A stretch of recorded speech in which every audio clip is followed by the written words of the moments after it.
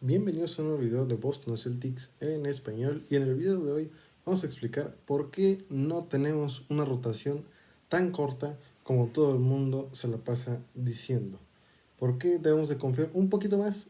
Es verdad que sí está un poquito corta la rotación, pero vamos a confiar un poco más en el equipo que a día de hoy tienen los Boston Celtics y que pueden llegar lejos en la temporada regular y en postemporada.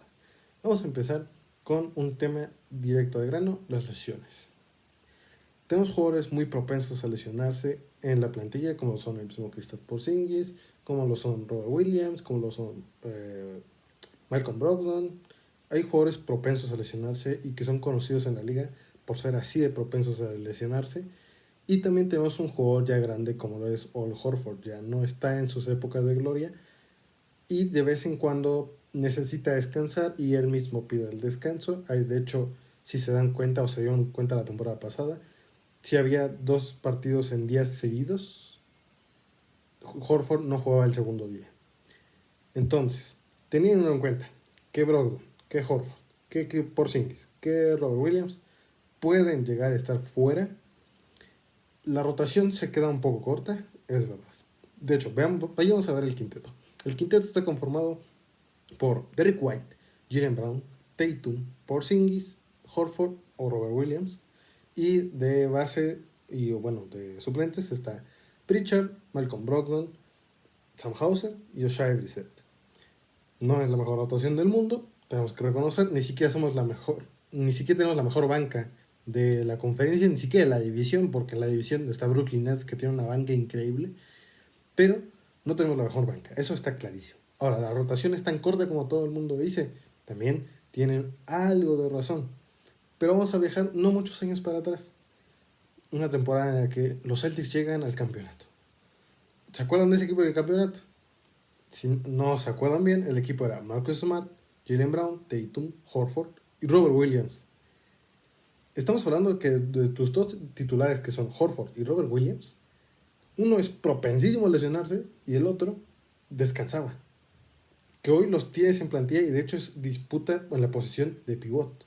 Entonces, si esos dos eran tus titulares en ese entonces, ¿qué te dice que no pueden ser parte de tu equipo a día de hoy? Y un equipo que además llegó al campeonato de la NBA. Y si no se acuerdan, contra Brooklyn no teníamos a Robert Williams. Jugó Daniel Theis la mayoría de los minutos de titular. Y en las finales no jugó ni un minuto Theis. En las finales, ¿quién sabe quién era la banca de esos Boston Celtics? Pritchard, Derrick White y Grant Williams. Pritchard sigue en el equipo. Y en ese entonces era el octavo mejor jugador del equipo. Hoy, los primeros 7 están claros. Los titulares, y después está Robert Williams, que supongo que va a ser el suplente, y Malcolm Brogdon. Después, todavía considero que Sam Hauser le puede dar una lucha por el octavo lugar ahí. Pritchard no podría llegar a ser el octavo mejor jugador, supongo que sí, pero mínimo está peleado con Sam Hauser en esa posición, y mínimo los primeros 7 son mejores que los 7 de ese entonces. No me vas a decir que no tenemos una, mejor quinteto, y dos, mejor banco. No es por molestar al señor Derrick White y mucho menos a Grant Williams, que ya no está en el equipo, pero a mí me das a elegir y me dices, tienes a Derrick White y a Grant Williams de suplentes o a Malcolm Brogdon y Robert Williams. Opinión propia, yo prefiero tener a Malcolm Brogdon y Robert Williams. Malcolm Brogdon viene de hecho a ser sexto hombre del año. Y en ese entonces Derrick White apenas había llegado al equipo. No era el super Derrick White que tenemos al día de hoy. Era un Derrick White que apenas llegaba al equipo, apenas estaba entendiendo con los jugadores. El Derrick White de hoy es muchísimo mejor que ese, claramente. Entonces, por eso es que me encantaría, por lejos además, el Brogdon y Robert Williams de suplentes. Sin contar que en ese equipo estaba Horford y Robert Williams.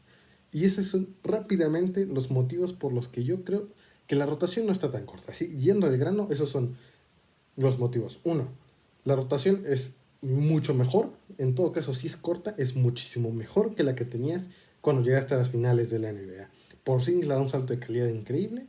Brogdon no estaba en ese entonces el equipo y también le da un salto de calidad impresionante al equipo.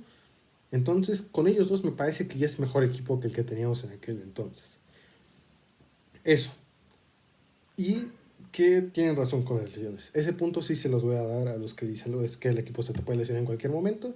Chance y traspasarme con Brogdon no sea mala opción, chance y no lo es, porque sí tienes un equipo bastante propenso a lesionarse, pero en ese entonces Horford y Robert Williams, que a día de hoy son los jugadores de los cuatro, dos que pones en duda, pues en ese entonces eran dos titulares. Entonces, no sé qué tanto creerse. Esto puede llegar a lesionarse uno de los cuatro, por supuesto que sí, y eso le va a pegar duro al equipo.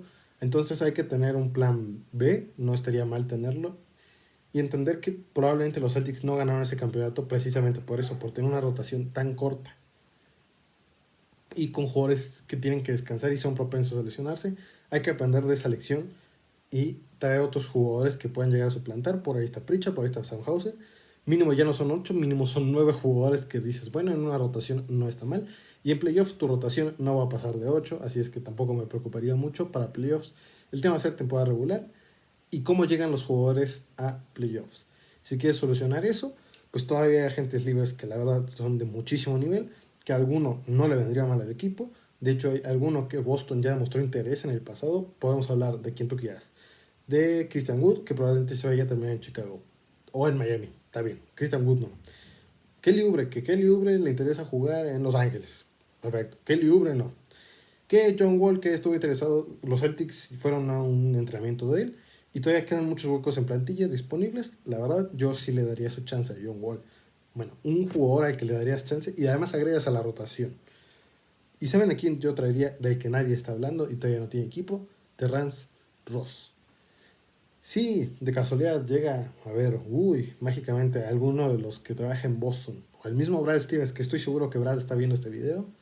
Terrence Ross no es una mala opción para el banquillo de los Boston Celtics. Si eso es lo que estás buscando, Terrence Ross es el jugador que yo creo que deberían de ir a buscar los Celtics. Un Kelly Oubre o alguien así, mínimo un jugador más. Con ese jugador de más, yo creo que los Celtics en temporada regular dejan de tener el problema de tener una rotación tan corta. Solo necesitas un jugador más. Y yo creo que así eliminarías todos los problemas que estamos hablando en el video de hoy. Además de claramente decir que tenemos un mucho mejor equipo que en aquel entonces. Si te gustó el video, deja tu buen like, suscríbete al canal y activa esa campanita para que no te pierdas futuros videos. Y como siempre digo, nos vemos la próxima.